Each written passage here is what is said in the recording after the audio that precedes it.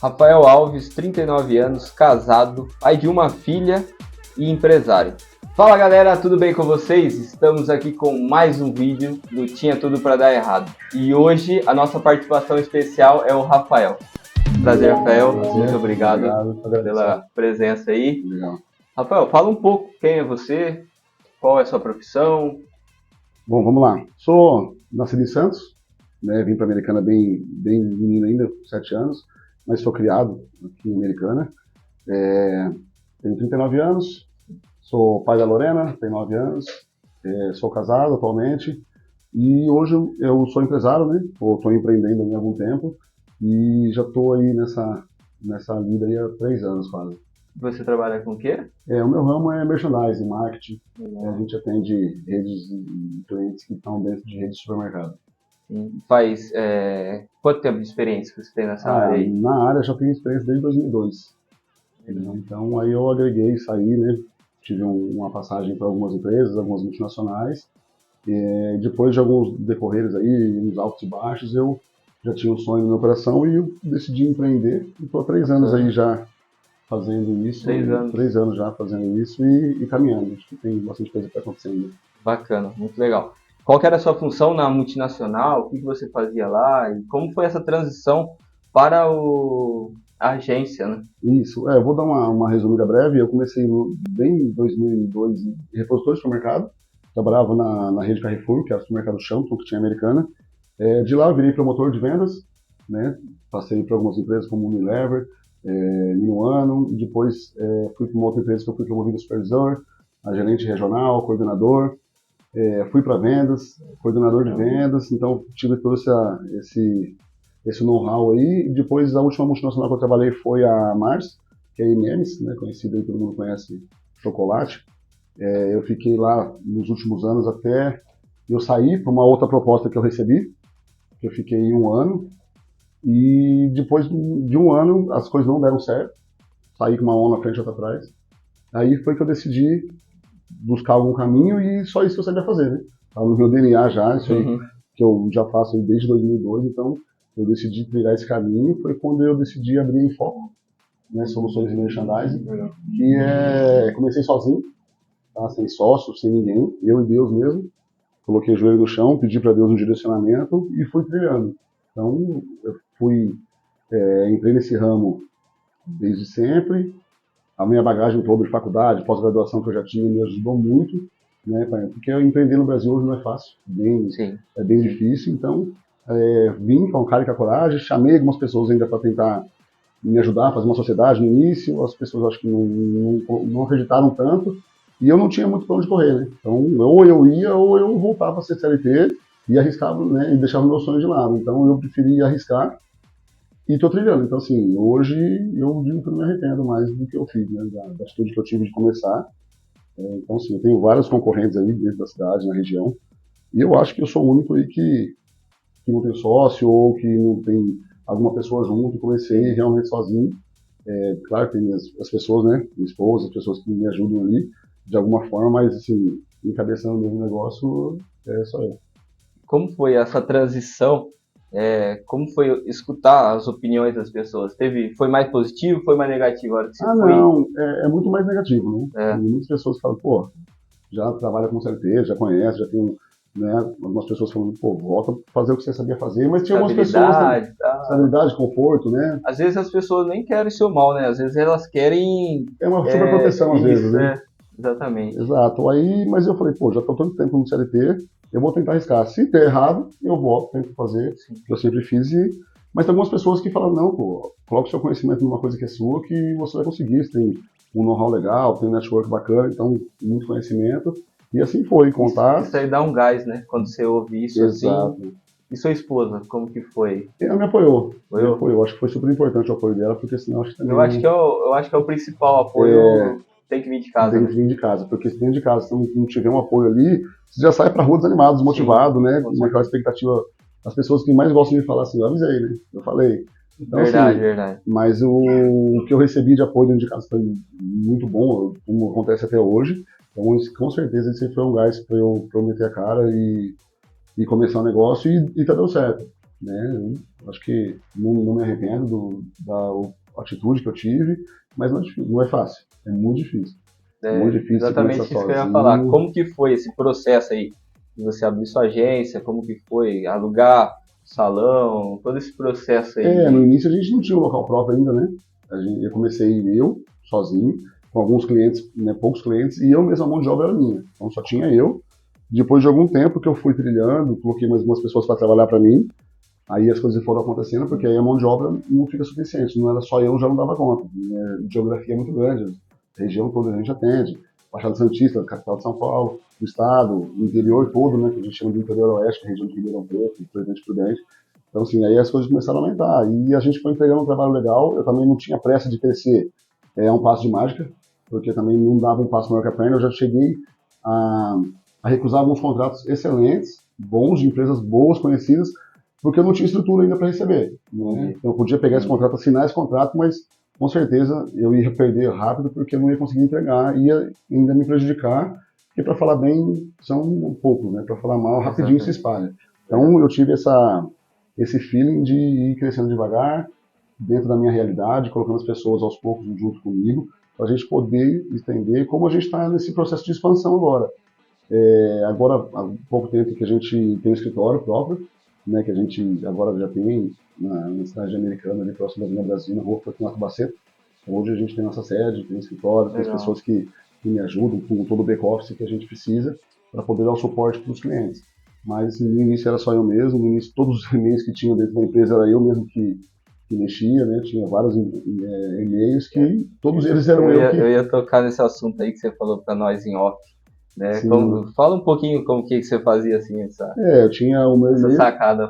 tinha o meu e-mail particular, né? O meu e-mail com o meu nome mesmo pessoal, e tinha o e-mail do financeiro, o e-mail do comercial, o e-mail do administrativo, que todos esses e-mails eram eu que respondia. Então eu tentava criar, né, uma massa maior ali dentro para criar um pouco de confiança, de credibilidade dos nossos clientes. Né? E dava certo, porque não estava enganando ninguém, porque estava acontecendo. Sim. Né? Então as coisas estavam indo, só direcionava os e-mails ali para criar uma massa maior, né? uma mão de obra maior ali, as pessoas verem o que estava acontecendo, e todos os e-mails eram respondidos, tudo dentro do prazo, então isso aí me ajudou bastante hoje, graças a Deus, todo mundo, cada um tem um e-mail. Tem um e-mail, agora tá tudo em ordem, mas todos eles eu respondi por muito tempo. Bacana. Parabéns, primeiramente, por ter esse feeling que você falou aí, de não querer dar o passo maior que a perna. Sim. Porque no mundo do empreendedorismo é isso, né? Às vezes a gente se empolga e é normal do ser humano mesmo se empolgar e querer, só vai e vamos ver. E às vezes aí é onde acontece as quedas, né? Exatamente, porque a gente fica naquela ansiedade de crescer, né? A gente quer crescer, a gente quer ganhar dinheiro, a gente quer ser reconhecido. E eu acho que, assim, eu tenho que agradecer muito a Deus, porque da onde eu vim, eu nunca imaginei que eu chegaria onde eu estou. E que não é muito, né? Mas a minha perspectiva aí, com certeza, era que eu tinha tudo para dar errado. Isso aí, eu não tinha dúvida. Então, assim, época de escola, eu nunca estudei escola particular, sempre escola pública. Depois eu fui para fazer faculdade, e eu mesmo pagando no meu bolso, não tinha ajuda dos meus pais. Então eu ralei bastante para tentar ainda. Aí eu cheguei numa época do CLT que estava confortável, né? Achei que estava legal, estava numa multinacional. Acho que muitas pessoas tentam também, não conseguem. A maioria também que tenta pode conseguir. E quando eu vim para o empreendedorismo mesmo, foi a virada de chave. Então, assim, eu tinha tudo para dar errado, com certeza. Porque é o desconforto, né? Aí é a hora que você tem que remar. Não tinha pra onde correr, não tinha como voltar para trás, né? Tipo, eu tava ali, comecei o negócio, falei, agora eu preciso comer, né? Preciso pagar conta, preciso viver, né? Filho que depende de mim. Então, foi daí um incentivo, cara. Aí as coisas vão acontecendo e a gente entregando, né? A gente se coloca no lugar como cliente também, se a gente vai num lugar, a gente solicita algum serviço, você quer ser bem atendido. Sim. Então, assim, eu me colocava muito no lugar dos clientes que estavam confiando no contrato comigo, para eu entregar 100% daquilo. Então a gente estava entregando e as pessoas, os próprios clientes indicavam para outros e os próprios clientes tinham outras redes para ser atendidos. Então eles mesmos falavam, pô, a gente está atendendo aqui, eu tenho uma rede em São Paulo, eu tenho outro cliente ali, você consegue atender? Então as coisas de dentro mesmo vão crescendo, né, criando braço com os próprios clientes. Então foi aí que a gente começa a se empolgar, mas foi aí que eu tirei o pé, falei, pô, eu tenho que segurar os clientes, eu tenho que entregar o que eu tenho para poder estruturar e ir crescendo. Nossa, bacana. Isso é fruto do seu trabalho, né? Um cliente, a hora que dá o feedback para outra pessoa, É porque você fez bem o seu trabalho, né? O E melhor, isso é bacana, é sim, muito bom. o melhor reconhecimento é o próprio cliente indicando a gente, dando um Sim, feedback bacana do nosso trabalho. bacana. E essa questão da espiritualidade, você falou que se não fosse Deus na sua vida, nada teria Sim. ido para frente, né? Como que você vê Deus na sua empresa? Na hora que você foi abrir sua empresa, assim, ó, qual importância ele teve para você? 100%, né? Acho que tudo que eu faço na minha vida eu coloco Deus em primeiro lugar. O meu contato com Deus é muito louco, assim, eu converso com Deus assim, sem trava nenhuma, sabe? Sem religiosidade nenhuma. Converso com ele como a gente está conversando aqui, Intimidade, né? intimidade Nossa, mesmo. Então, assim, eu muito converso bom. com Deus o dia inteiro. Bacana. O tempo todo eu tô no carro, tô conversando com Deus. E eu acho que, não sei, muita gente é assim, né? Mas eu no chuveiro é a hora que eu desabo. Você vai tomar um banho ali, que você chega do dia, que deu alguma coisa certa, deu alguma coisa errada. É a hora que eu converso com Deus também, que eu agradeço, que eu peço, de manhã antes de sair, a hora que eu vou dormir. Então, assim, é a minha hora de desabar com Deus ali, de chorar mesmo, ali, chora no chuveiro ali, e sai de cabeça erguida. Eu Seu nunca gostei momento, de, né? de me vitimizar. Então, Chuveiro é o maior conselheiro. exatamente, cara, exatamente. Então, ali no chuveiro mesmo, existem pessoas em casa ali, mas a hora que eu saio do chuveiro ali, já saio cabeça erguida, Limpo, é lavado, né? exatamente. Eu não gosto de ficar demonstrando fraqueza. Não sei se isso é um defeito meu ou uma qualidade, mas eu não gosto muito de demonstrar fraqueza. Eu sempre gosto de passar que tá tudo bem. Né? Às vezes eu tô sofrendo ali por dentro ali, agoniado com alguma coisa, mas é eu e Deus, ou alguma pessoa que eu posso confiar, que eu, né, posso falar ali, me abrir, mas assim, a minha intimidade com Deus é gigantesca. Nossa, que Deus, eu tinha, cara, muitos anos atrás esse sonho, né, de empreender, de tentar ir nesse ramo que eu queria fazer, que é a única coisa que eu sei fazer, né? Acho que não tem como eu ir para outro lado aí.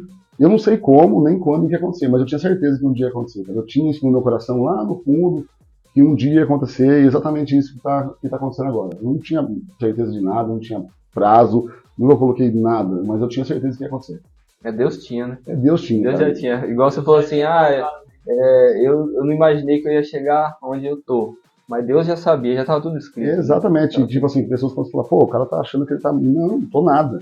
Sou pequeno ainda no meu ramo, tem um monte de concorrente meu maiores do que eu, que também estão muito mais tempo no mercado antes que eu. Né? Eu acho que pelo tempo que eu tô, eu já atingi muita coisa.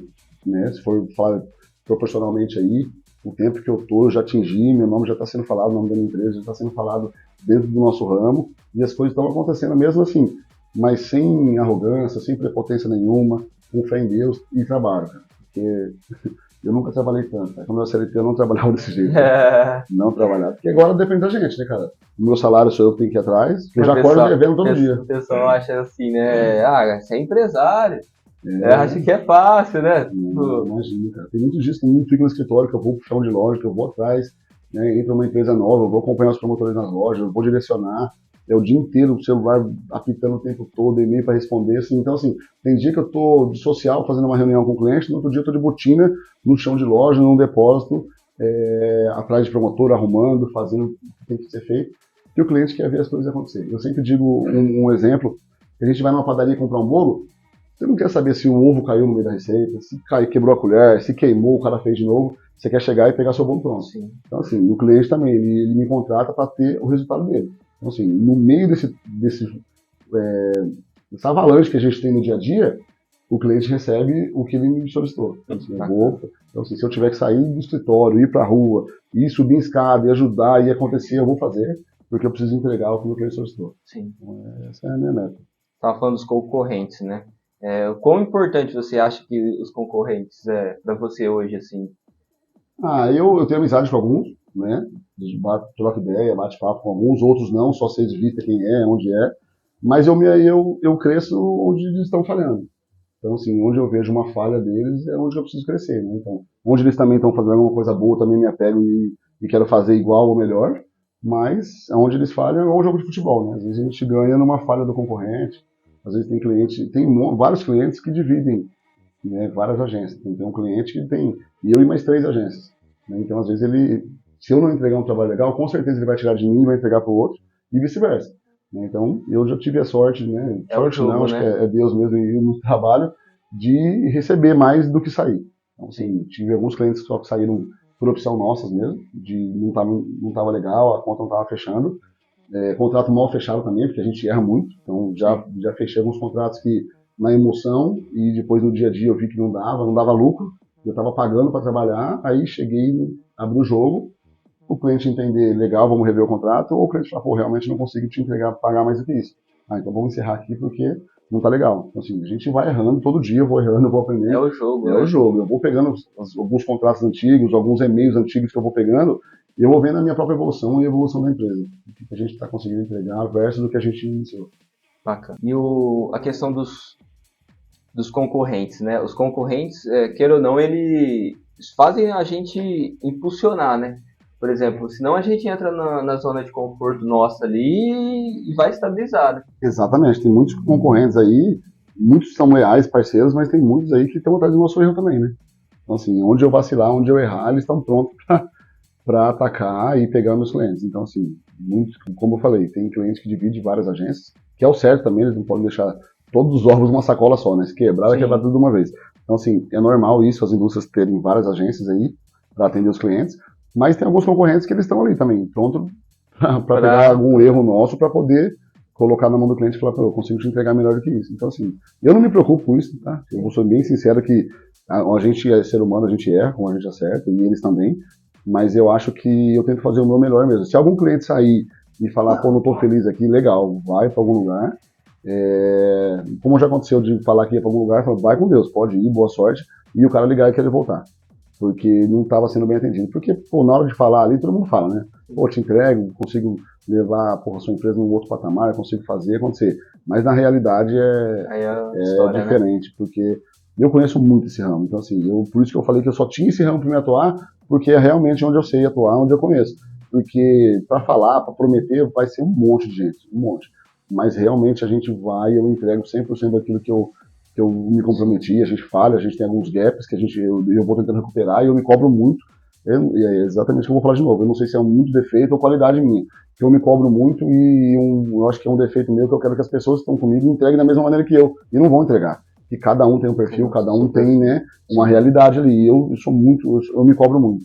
Então, assim, se algum cliente vier falar, pô, eu vou pro concorrente, pô, vai. Não quero, eu vou tentar entender, vou tentar segurar, mas se for, vai com Deus, porque realmente não é um cara que vai te entregar um trabalho legal. O nosso segmento hoje, o nosso ramo, é a terceirização de mão de obra de promotor de vendas dentro do supermercado. Com certeza que vocês já entraram em algum supermercado e vocês viram outra pessoa abastecendo que não seja o repositor.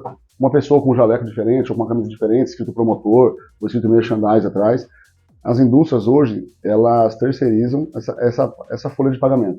Antigamente, todos os promotores eram direto da indústria. Então você pega algumas empresas grandes ainda que mantêm isso, mas 90% hoje do mercado já é terceirizado. Então, assim, eles contratam as agências, no caso, eu, na minha empresa, e outras que a gente, né, tem tantas, e falam, ó, eu tenho tantas lojas de supermercado e eu preciso atender tantas vezes por semana. Vou te dar um exemplo, né, eu tenho o Carrefour com um azeite e eu preciso que você vá 2 vezes por semana em cada loja. Então, a gente disponibiliza o time, né, que a gente chama de promotor de vendas, que eles fazem um trabalho de reposição, né, que é o trabalho, a gente não chama de repositor, o repositor ele só repõe, e o promotor de vendas ele tem o feeling, ele tem aquela ascensão de olhar para a gôndola e falar, esse produto aqui ele pode estar ali, ele vai vender mais ali em cima, ele vai vender mais com espaço melhor, ele vai vender mais do lado desse concorrente, né, porque às vezes tem segmentos diferentes, você vai pôr um produto de R$1,99 perto de um de 12 e não vai vender.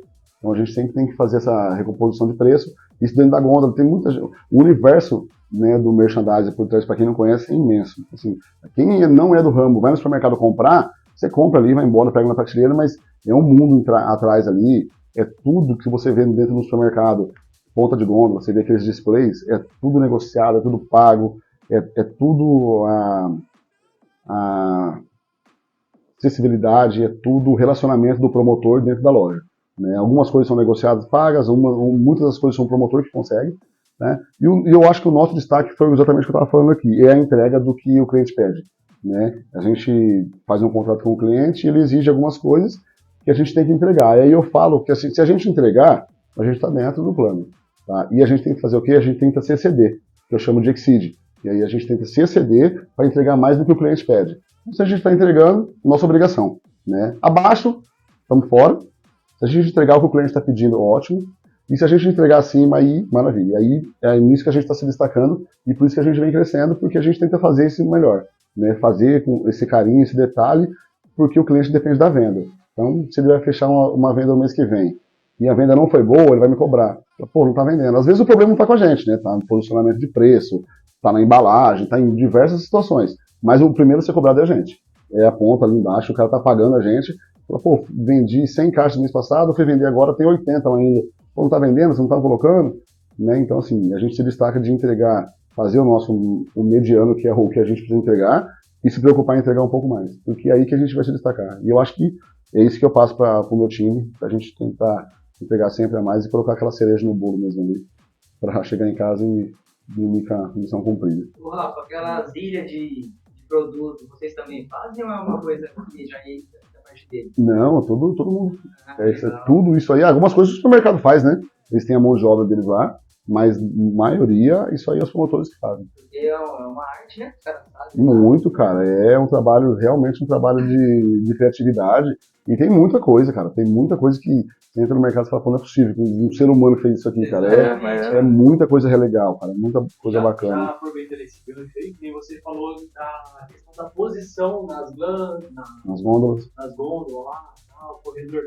Isso é negociado com vocês ou é entre empresa e o supermercado? É entre empresa e supermercado. Tá? Porque eu acredito assim, que deve ser um valor diferente, né? Sim, antigamente não era. Antigamente, quem tinha mais ação dentro da loja, quem tinha mais promotor, o promotor que era melhor, que era mais desenrolado dentro da loja, tinha mais relacionamento, conseguia mais. Hoje não, hoje tem um gerenciamento de categoria, que é o gerenciamento de categoria da rede, né, das redes de supermercados aí, supermercado São Vicente, supermercado Pague Menos, Carrefour, Atacadão.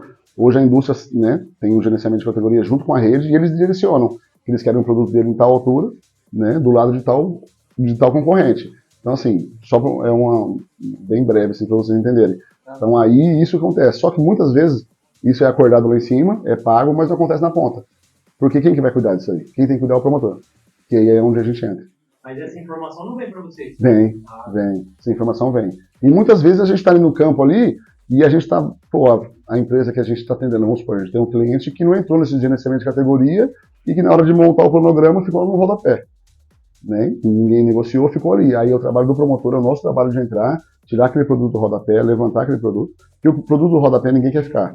Ninguém quer ficar. Sempre na altura dos olhos e sempre do lado de um concorrente legal, com um preço ali que você consiga se destacar. Sim. Porque o preço, hoje em dia, todo mundo, né, o consumidor vai no supermercado, etiquetinha vermelha, etiquetinha amarela de oferta, é onde quer se destacar. Mas quando não tem oferta, preço padrão mesmo, aí a gente tem que posicionar, né? Você tenta ficar de um lado ali, de um outro produto ali que esteja acessível, que se faça mais sentido com o seu, para poder entregar um trabalho legal. E a gente tem várias empresas, né? A gente não trabalha só para uma, então tem promotor que entra na loja, abastece 5, 6 empresas, né? Diferentes, então, né? E ele, um só... Um só aí a gente tem o atendimento exclusivo, que a empresa contrata a gente e fala, ó, eu quero um promotor que abastece só a minha marca. Aí é um valor. Aí o promotor, aí a indústria fala, não, eu quero um promotor compartilhado. Que ele abastece aí 4, 5 empresas dentro de uma mesma rede, ótimo. Aí o promotor vai, ele abastece um sabão em pó, ele vai abastecer uma água, ele vai abastecer um energético, ele abastece, sei lá, um ovo, né? Então, assim, ele pode andar em vários corredores, né, dentro da nossa empresa, com as outras que fazem esse trabalho compartilhado, e atendemos várias empresas dentro de cada rede. O promotor que está ali, ele conhece bastante, mas quem busca mesmo, quem senta para fazer esse estudo, aí é o gerenciamento de categoria, é o trade marketing, que desenha esse cronograma junto com a área comercial, para saber se vai vender, se não vai. E eles erram também, né? Às vezes colocaram e não vende. Vamos mudar a estratégia, tem que mudar. Tem muito produto que você já viu, quantos produtos já entraram, já viu, já bombou na televisão, chegou no supermercado, daqui a pouco sumiu.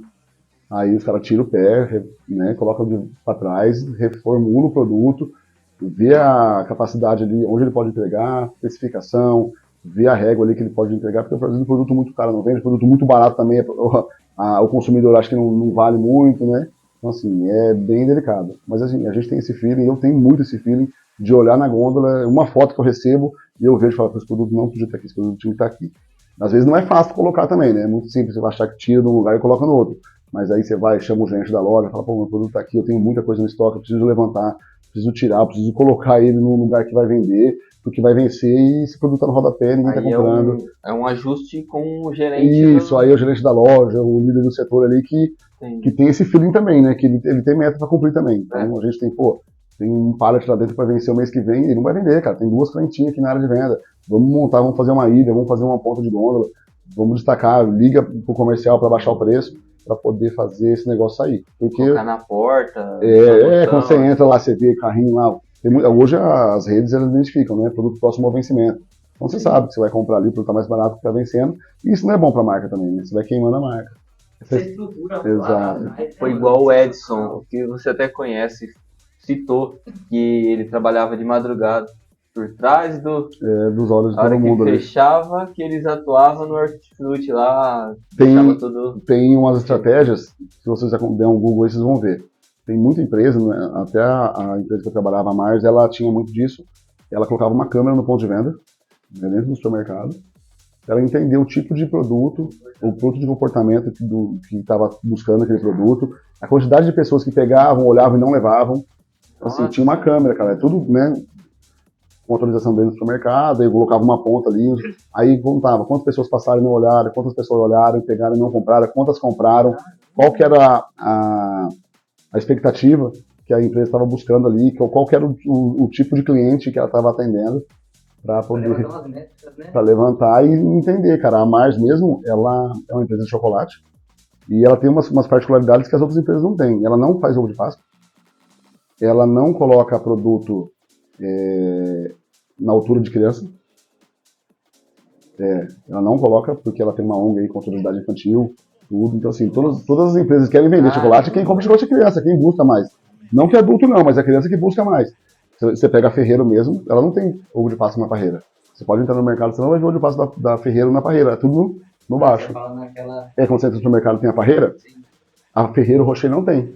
Eles estão no chão. Porque no chão a criança pega. No alto ele pede pro pai, às vezes o pai não pega, a mãe não pega. Entendeu? Então eles pegam no chão porque ali. Então assim, a Mars não tinha comercial de M&M's, de sneakers na Discovery Kids. Alguma canal infantil. O público dele era mais teen para adultos. Então, assim, não podia posicionar um chocolate e volta às aulas ali, perto dos cadernos, perto de brinquedo, de boneca, porque chamava a atenção da criança. Kinder Ovo, por exemplo, já vem criança. Exatamente. Porque a criança que busca mais isso, né? Que come com o olho, né? Às vezes a criança quer o ovo só por causa do brinquedo, né? Nem é pelo chocolate. Então a Marge ela tem esse cuidado aí de tirar essa visibilidade da criança, para a criança não ter essa aptidão, porque é um vício, né? Como uma empresa multinacional que faz chocolate, ela tem uma ONG com autoridade infantil. Então, assim, ela se preocupa. Não deixa de vender. É o sinal de que ela vê o quanto o produto dela pode... Tem que ser prejudicial também. Ele faz o controle de estoque também ou faz, não? Faz o controle de estoque e avisa datas curtas, né? Que é bom para vencer. E ele faz também, ó, vai ter ruptura. Então, assim, por isso que eu falo que tem todo esse universo por trás, né? Quem olha de olho e não conhece. Aí tem o comercial que vai negociar, vai fazer preço, vai fazer volume, vai fazer entregar. Aí tem a logística, tanto da indústria como do supermercado, que vai chegar no depósito da loja. Só que esse produto, se ele fizer tudo isso e ele não for para a gôndola, não adianta. Entendeu? Então, se não tiver esse controle, não tiver essa aptidão de fazer vender, de colocar isso na gôndola, porque a intenção de tudo isso é passar no checkout e apitar. Que a menina passa ali, a venda está realizada. Né? Então, assim, o vendedor também acompanha isso junto com o time de merchandising para isso poder acontecer, porque ele precisa vender no mês que vem. Né? Se ele vendeu hoje, ele tem 30 dias ali, 20 dias ali para o próximo pedido, e ele precisa vender. E quanto mais vender no chão de loja, mais ele repõe. Então, isso aí muito mais a empresa ganha. Né? Porque se tiver todo esse aparato e não vender, não sair da gôndola, ou não sair do depósito, tem muita coisa que não sai do depósito e vai para a loja. Né? Então, assim, depois de estar na loja, tem o trabalho do cliente pegar e levar isso aí. Quando o cliente passa no caixa, aí a venda está realizada. Então, todo um processo que, cara, ninguém imagina. É um mundo, ninguém imagina. A gente só vê os produtos, igual o Gu falou, só vê o produto ali, exatamente. pega então, e vai tem embora. Todo esse aparato, o consumidor final chegar, escolher lá o chocolate, o refrigerante, a cerveja, e até quem vê o promotor lá, né, que não sabe, fala assim, olha lá, só coloca lá, vai embora. Agora, olha só, cara. Agora, me surgiu uma dúvida aqui. A Ravan tem esse tipo de coisa também? A loja Van? Tem promotor lá dentro. Tem Fini lá dentro, tem, né, a frente de caixa é muito... Tem muitas empresas também. Não é só supermercado, então? Não é supermercado. Tem os call centers também, tem, seria a C&C, Telha Norte, né, que tem as empresas de tinta, Souvenir, todos eles têm promotores. Nossa. Tem tudo isso aí. E o promotor não deixa de ser um vendedor, né? Porque ele vende por causa dele. Exatamente. O Bruno é um amigo nosso que às vezes ele conta com a gente também. Ele trabalhou com um produto legal, achei que eu comentei com você. Ele falou que, mano, os clientes reclamavam muito pra ele, questão de preço. Sim. Só que ele não poderia falar nada, né? Ele pode levar pra empresa, né? Falar assim, pô, o pessoal tá reclamando muito. Mas olhar os concorrentes ali também, né? Pra ver se tá muita realidade muito fora. Por isso que o promotor tem que estar ali, porque às vezes o vendedor faz uma negociação com o comprador, ele vai pôr esse copo aqui, ele fala, vou te dar uma verba, esse copo aqui ele custa R$9, eu vou te dar uma verba pra você vender ele a 6. Tá? Então tudo que vender, essa diferença quem vai pagar é a indústria. Aí ele injeta esse dinheiro e não tá por 6, continua por 9. Aí quem tem que ver isso aí é o promotor. O promotor olha, né, o comercial avisa, ó, a gente vai entrar numa ação, vai fazer um sellout e vai vender esse copo aí por R$6. Ele é 9, vai vender por 6. Então o promotor não tá lá, não tá por 6. Meu, a ação não entrou. Porque às vezes passa batido, a indústria paga a rede e não vai por ponta. Entendeu? Aí é um dinheiro perdido, porque não foi, porque precisa baixar para vender. Então o olho do promotor é muito clínico nisso aí, para ele poder fazer a conta fechar. Então, que a pessoa reclamando do preço é bom para o promotor saber, ter informação. Ele, na verdade, o promotor que ele é bom, ele é bem ligado, a empresa passa as informações, ele já vai saber se está errado ou não. Né? Então ele vai saber direcionar o cliente ali. Né? Ele vai saber. Mas ele, queira ou não, ele compara também, né? O preço de outro lugar. Exatamente. Ele sabe se está muito fora. Sim, por muitas vezes o vendedor liga para o promotor para pegar um estoque, para fazer uma pesquisa de preço. Né? Tem uns aplicativos também que a gente usa, que a gente coloca no sistema. Né? Uma vez por semana lá, a pesquisa de preço dos nossos itens, né? Das empresas que a gente atende e dos concorrentes dela. Então, isso aí vai para o sistema e a equipe comercial tem acesso a isso para saber se está acontecendo. Se o cara está acostumado a vender esse copo a R$9, ele vai chegar um dia na loja e está 22. Alguma coisa está errada. Ele está fora da régua de preço.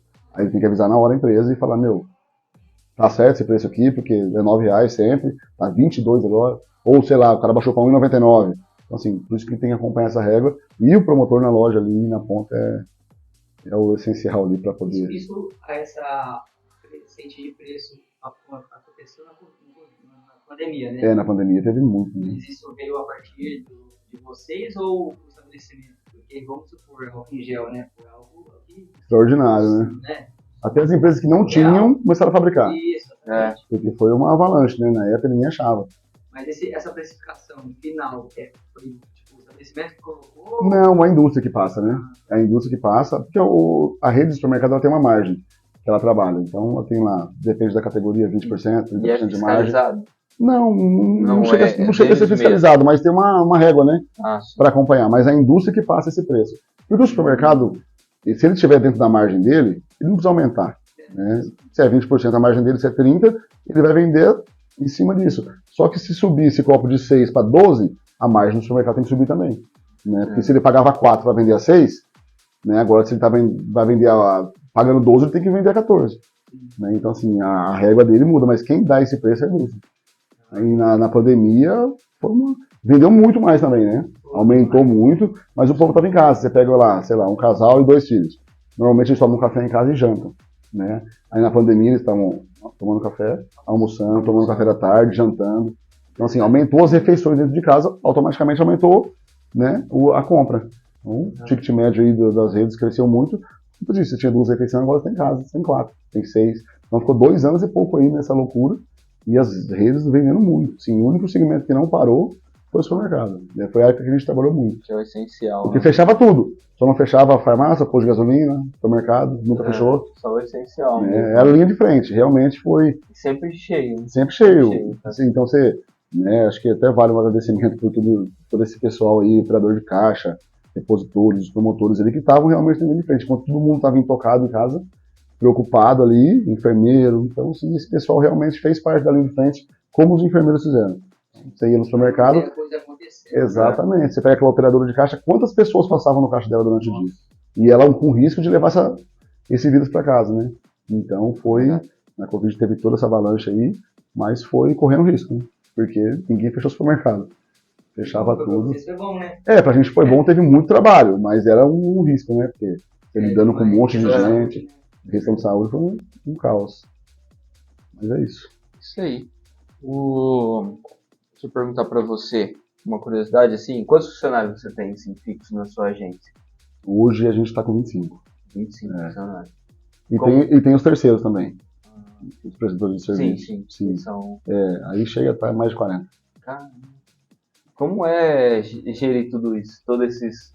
Que é muita gente, É né, muita cara? gente. Queira não... É uma doideira. E eu tinha muita dificuldade também em delegar, né? Então, assim, eu sou muito centralizador. Então, foi o que eu falei, eu quero muito que as pessoas entreguem da mesma forma que eu. E não dá pra acontecer isso, senão você fica doente e não vai conseguir entregar nada. Né? Então, assim, foi você falou aquele dia lá, você vai para um vendedor aqui, e o cara você não tá aqui, ele não atende um cliente da forma que você ia atender, e o cara não volta mais. Entendeu? Então, assim, é muito difícil, isso é muito difícil. Mas eu estou trabalhando bastante nisso, né? Delegando bastante, confiando e contratando pessoas boas. Porque a empresa, para crescer, ela tem que. Eu penso assim, eu tenho que contratar pessoas que fazem o que eu não faço. Porque o que eu faço eu consigo entregar. Então eu tenho que contratar uma pessoa que vai fazer um diferencial ali, que vai fazer a minha empresa crescer naquele ponto, e várias pessoas, né? Então, assim, é realmente um time para fazer a empresa crescer. Porque sozinho você não cresce. Não tem como, né? E você dá treinamento para quem está começando? Sim, a gente tem treinamento, eu passo treinamento, os promotores mais antigos também acompanham o promotor mais novo, porque é no chão de loja mesmo que ele vai aprender. É importante. Ele passa ali 3, 4 dias fazendo o roteiro do outro promotor antigo, o promotor passando os detalhes, passando todas as particularidades de cada cliente, porque a gente tem cliente desde de cliente do hortifruti, cliente dos perecíveis, cliente da mercearia, a gente abastece desde saco de lixo até iogurte, então assim, o promotor passa em várias áreas, né? Então, assim, são muitas particularidades. A gente fala que a gente tem um monte de chefe, né? Que cada empresa é um chefe nosso, que cobra e que a gente precisa entregar. O pessoal acha que é empresário, não tem chefe. Tem mais chefe porque não tem jeito. E ali é onde, eu quero assim, eu quero tal. Eu acho que o chefe é nosso cliente, mano. Quem manda na gente é o nosso cliente, exatamente. Então, assim, a gente tem que entregar um bom serviço para poder ser reconhecido no prazo, porque é o cliente que paga, né? E tem uma coisa também que a gente mudou bastante, eu no caso, eu não deixo mais ninguém pôr preço no nosso trabalho, né? Que a gente colocava, nosso trabalho para a gente entregar isso é isso. Ah, não, tem uma empresa ali que cobra mais barato, eu falei, então vai, irmão, porque infelizmente eu não consigo te entregar nesse preço, eu vou te enganar. Se eu fechar esse preço com você, eu vou te enganar. Eu não vou conseguir te entregar. Teve um cliente que veio, prospectou, a gente conversou, e ele veio falar um valor que ele podia pagar, e eu falei, tá fora. Eu passei meu orçamento para ele, mas eu tenho isso. Eu falei, você tem alguma agência te atendendo? Tem uma agência. E por que você quer sair de lá? Eu falei, não tem. Porque o cara não tá entregando. Eu falei, porque você tá fingindo que tá pagando. Eu falei, você tá fingindo que tá pagando, e ele tá fingindo que tá entregando. Não dá, esse valor é ilusório, não dá. Então, assim, tem muita gente que quer pôr preço no nosso trabalho, né? O cara tá com o cheque na mão, quem manda é o cliente, só que a gente tem que chegar no bom senso também, que o nosso trabalho também tem que ser valorizado, porque é investimento, é capacidade, é treinamento, então, assim, para poder entregar pro cara um negócio legal. Só a gente sabe, né? Quem tá ali sabe o quão esforço é. Porque ele também tem um preço, né? Ele também tem um produto dele. Então, se o cliente dele querer pagar num produto, o cara tem uma embalagem lá, que é 100, o cara querer pagar 30, ele não vai vender, porque ele tem um custo, né? Ele sabe da qualidade do produto dele. Aí a gente também, eu coloquei essa educação financeira dentro da agência também, e a gente não erra mais como eu errava no começo. De o cara falar assim, é tanto, mas eu consigo pagar tanto, beleza, eu fecho. Né? Para poder pegar cliente, capacitar ali e agregar, né, portfólio. Hoje eu já não penso desse jeito. Então, assim, é serviço de qualidade, então tem que ter um preço justo. Porque senão eu vou pagar para trabalhar como eu já fiz muitas vezes. Empatando ali só para não perder o cliente. E não é saudável, né? Às vezes um só tá ganhando. Então, para o negócio sair bom, os dois têm que sair ganhando. Os dois têm que sair felizes ali e falar, tá sendo entregue, tá sendo pago, o que eu tô pagando tá sendo justo. Então, e teve muito concorrente meu já que fez prospecção comigo e eu dei um preço, ele falou, o seu preço tá acima do que eu pago hoje, tá 50% acima do que eu pago hoje. Mas eu vou confiar, eu vou entregar para ver o que a gente vai fazer. Eu tô com os clientes aí, um dos primeiros que a gente tá, e ele me mostrou o orçamento a nota que ele pagava de um outro concorrente nosso, e ele falou, cara, eu pago isso, você tá me cobrando isso, mas não tá acontecendo lá. Então eu vou te entregar esse contrato, a gente vai fazer para ver se é isso mesmo. Porque ele comentou assim, o cara nunca chegou em mim e falou, nosso preço está defasado, vamos acertar o preço, a gente está conseguindo entregar mais. Então, ele não estava gostando mais do atendimento, ele me procurou, eu dei meu preço, ele não questionou. Falou, é esse o preço? Então, beleza, está muito mais caro do que lá. Só que eu vou vir aqui e vou confiar aí. Tá com a gente aí, já não tem como. Muito bacana. Saindo um pouco falar só de trabalho, vamos falar sobre o Rafael. O que você gosta de fazer assim? Final de semana, seus hobbies? Eu sou uma montanha russa aí de esporte, eu começo a fazer e paro. começo a correr e paro, vou na academia e paro. Então, assim, hoje eu voltei e tô treinando de novo, mas não é uma coisa que tá no coração mesmo, eu vou mais por obrigação ali de estar. Mas eu gosto, né? Assim, não detesto também. Mas é o que eu gosto de fazer. Começamos a jogar futebol aí com uma galera também, uns amigos aí. E tomar cerveja com meus amigos, ficar com a minha filha, com a minha esposa. Né? Então, momento de lazer também de lazer. né? Final de semana nosso, eu tento desligar um pouco para tentar recompor as energias aí, porque a semana é preciso, pegado, né? É bem pegado. Porque fica naquele automático lá a e gente parece trabalha... que o cérebro não quer parar mais. É difícil desligar. Não Às quer vezes, desligar. às vezes, domingo à noite para mim é um dos piores dias, assim, na questão de, na hora de dormir, de ansiedade já de iniciar a semana, sabendo que tem um monte de coisa para entregar. Acordo muito durante a noite. Não porque eu quero, mas eu acordo muito ali preocupado, olhando, pensando, putz, preciso fazer isso, preciso entregar aquilo. Então, assim, a gente, aí final de semana mesmo, eu tento dar uma desconectada, colocar o pé no chão um pouco para poder viver. Essa é fase de acordar toda noite, porque eu tô nessa fase. Eu acordo muito. Eu falo que eu acordo muito durante a noite. Assim, no dia a dia, acordo 2 vezes para ir no banheiro, 3 às vezes. Eu tô nessa fase aí, porque eu tenho uma pequenininha ali. Então uma pequenininha ali que ela acorda direto também. Mas eu acordo muito, cara, durante a noite. Eu acho, puta, e não descansa, né, que eu vou cortando, até você pegar no sono de novo. Mas não sei se é a fase que eu tô passando, se é a preocupação, mas assim, é daquilo, né? Se você tá desempregado, você fica preocupado. Se você tá com muito trabalho, você fica preocupado. Quando você era CLT, você dormia? Eu dormia mais um pouco. Tinha outro tipo de preocupação, né? Hoje tem uma galera que depende da gente, né? Então, assim, precisa entregar.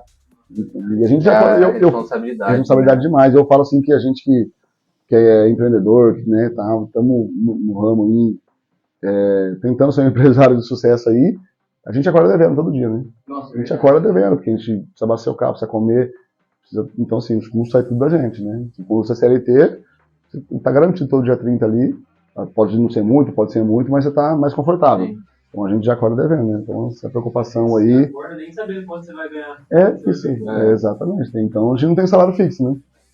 Então a gente tem uma média ali para poder sobreviver e tem que fazer um caixa para a empresa. Você não pode também só o que entrar gastar. Isso é uma educação financeira também que a gente tem que aprender a fazer. O dinheiro da empresa, o pessoal é pessoal. Para a gente poder colocar os negócios no prumo, porque não é fácil. Para ser empreendedor, eu acho que a questão do dinheiro não é problema. Como foi para você? Porque você tinha uma época que você tinha estabilidade, vamos dizer assim. Eu como CLT, eu tinha um salário razoável, né, dentro da minha realidade ali. Mas quando eu comecei a empreender, foi sem nada. Foi sem nada.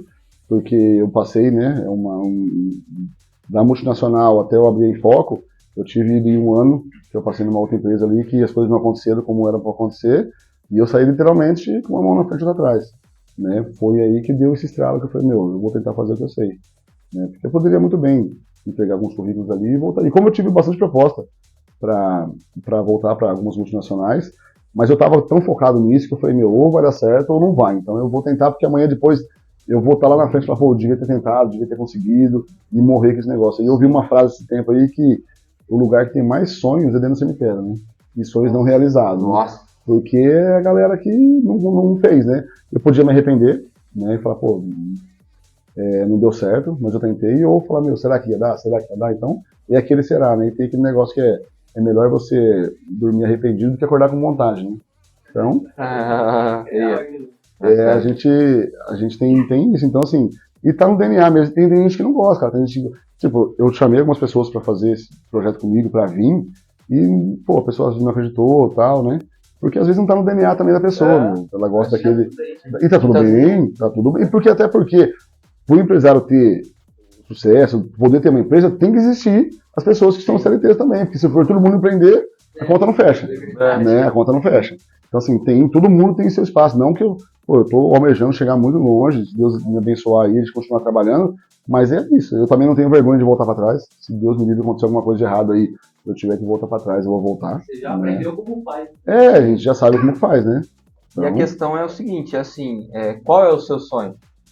É essa a questão. Exatamente, onde você quer chegar, né? Onde você quer chegar, se você quer ficar ali, não tem problema, cara, cada um é cada um, né? Exato, tem muita gente que gosta. Mas se você quer algo a mais, você vai ter que correr atrás, né? Sim, exatamente. Eu, quando eu era promotor de vendas, eu trabalhava no supermercado, e o meu sonho na época, todo mundo tinha sonho, eu tenho sonho de ser isso e aquilo, eu queria ser vendedor, porque eu estava ali abastecendo, eu trabalhava na matriz de uma das redes aqui, e eu via todos os vendedores chegando lá, de caminhão social, mochila nas costas, né, mochila de rodinha ali, notebook, e subindo lá para vender.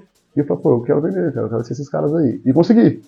Demorei. E tem gente que não, tem gente que, pô, o cara é um bom promotor e quer ficar ali, eu não quero ser promovido. Conheço bastante promotor bom da minha época, que tá no ramo ainda e fala, meu, eu gosto disso aqui, isso aqui que eu sei fazer, eu não quero, né, às vezes ganhar um pouco só a mais para tanta responsabilidade, né? Sim. E eu tinha essa ambição, cara, eu tinha que ir, até quando eu comecei a fazer faculdade foi por conta da empresa que eu trabalhava, que se não tivesse não era promovido.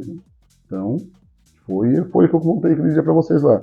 Era pagando uma mensalidade, atrasando 3, depois pagando outra, e tem um caso bem legal que eu lembrei. Assim, eu sempre algum assunto que eu tô conversando, eu sempre falo desse fato, que é uma coisa que a mão de Deus mesmo, assim, presente na minha vida. Eu morava com a minha mãe ainda, em 2007, mais ou menos, eu acho, 2006. Eu trabalhava de promotor de vendas, trabalhava de moto, né? Promotor hoje, né, às vezes tem que ter moto para poder facilitar aí o andamento do dia a dia. A ajuda de custo que a empresa paga acaba virando salário, né? Porque as empresas pagam R$500 de ajuda de custo e você não gasta isso de moto, né? De gasolina e facilita o seu trabalho. Então, eu, como todos os promotores aí, a maioria, trabalhava de moto. E um dia eu estava trabalhando com a moto na reserva mesmo, não estava. Trabalhei o dia inteiro. No outro dia eu precisava sair, a moto estava na reserva. E eu não tinha dinheiro para colocar gasolina. E eu precisava trabalhar, precisava entregar. Saí de casa, morava no Zanaga, saí de casa, subi a avenida lá, a 80 ali, não sei se você conhece ali, é a principal ali do Zanaga. Subi, eu falei assim, eu precisava vir para Rolimeira, para Santa Bárbara. O melhor caminho de eu fazer era o Carioba, ali, o Cadeião, né? Já desço ali, subo cheio de guerra, já chego ali em Santa Bárbara. E eu falei, pô, se a moto acabar a gasolina ali, vai ser muito difícil alguém me socorrer. Ou eu pedir alguma ajuda. Levou pelo centro. Muito mais longe. Né? Mas eu fiquei, no centro tem mais opções, né? Alguém me vê, eu consegui ligar para alguém me socorrer do que pelo Carioba. E assim foi. E eu subi na avenida assim, aí a Anhanguera, quando você tá vindo para Anhanguera, sentido Limeira, você tem as entradas do Zanaga ali. Aí tinha um carro parado para entrar na Avenida do Correio ali, não sei se vocês conhecem ali. Aí eu passei, era um Uno vermelho, o vidro dele tava quebrado, tinha um saco de lixo preto, sabe, colado. Não sei se você já viram. Quando quebra aí, o cara põe para não chover ali, até arrumar. Eu passei e eu vi esse carro buzinando várias vezes. Não conhecia, eu olhei para trás assim, e o cara continuou buzinando e deu com a mão. Aí eu reduzi a moto, então o carro subiu. Ele falou, irmão, onde que fica a rodoviária de Americana? Eu falei, cara, é subindo aqui, você passou a entrada já, mas eu tô indo para lá. E realmente eu ia subir ali pro Chile do Jardim Brasil, passar Cacilmar, aquele caminho pro portal de Americana e ia descer ali. Eu falei, me segue, que eu te mostro onde que é, né? Eu passo com a mão ali, você já vai ver a rodoviária bem grande ali. Ele falou, beleza. E o cara veio me seguindo. Eu falei, meu Deus, você vai acabar a gasolina e o cara me seguindo. E quieto ali. Eu falei, nossa, que vergonha, né, meu? O cara vai morrer a moto e eu vou falar pro cara, ó, vai reto aí. E assim eu fui indo. Cara, chegou, passei a entrada de Americana no portal ali, pelas 3 pistas ali, pela principal do lado direito, desci. No semáforo, ele falou, irmão, encosta no posto aí. Pela minha vida, cara. Pela minha vida. Pela minha vida. Eu fiquei meio sem entender, mas naquela, né? Aí eu encostei no posto, eu falei, pô, irmão, só vou pegar mesmo porque eu tô na reserva. Ele falou, você pode deixar o tanque da moto. Na época eu nem lembro quanto que era. Parece uma história surreal, né? Eu já contei várias vezes isso aí pra algumas pessoas. O cara com o vidro quebrado, e ele tava indo na rodoviária encontrar uma pessoa que ele tava indo fazer uma homologação que ele tinha mandado embora. Ele era de outra cidade, Limeira, Rio Claro, não vou me recordar agora. Cara, aí o cara encheu o tanque da minha moto, que era quase em frente da rodoviária, naquele posto ali, o antigo Texaco, bem ali na entrada perto da padaria da Amizade ali, lá de cima. Dali, pô, desci, o cara já viu rodoviária, obrigado, foi embora. E eu com o meu tanque cheio, cara. Cara, surreal. Isso, assim, o cara não precisava ter buzinado pra mim, porque, pô, você tá pedindo informação. Passou uma moto, vai vir passar mais 10, vai passar um monte de gente, vai pedir informação. Ele começou a buzinar, pô, com insistência. Eu olhei, não dei atenção, ele deu a mão. Tipo, pra mim parar, eu parei, ele veio perguntando onde eu tinha a rodoviária. E eu levei o cara encheu o tanque da minha mão. Eu conto isso aí, cara, eu acho que uma das experiências mais fortes que eu tive com Deus, cara. Porque não tem outra explicação, cara. O cara, pô, se eu estou eu no carro ali, consigo que Deus estivesse me usando pra isso. Porque eu poderia, pô, passou um, eu vou pedir informação pra outro, né? Antigamente nem tinha o Waze, nada. Então ele podia perguntar pra qualquer pessoa, ó, sobe aí, você vai pedindo preço, vai ter informação, você chega no lugar. Quem tem boca vai a Roma, né? Mesmo. O cara insistiu, cara.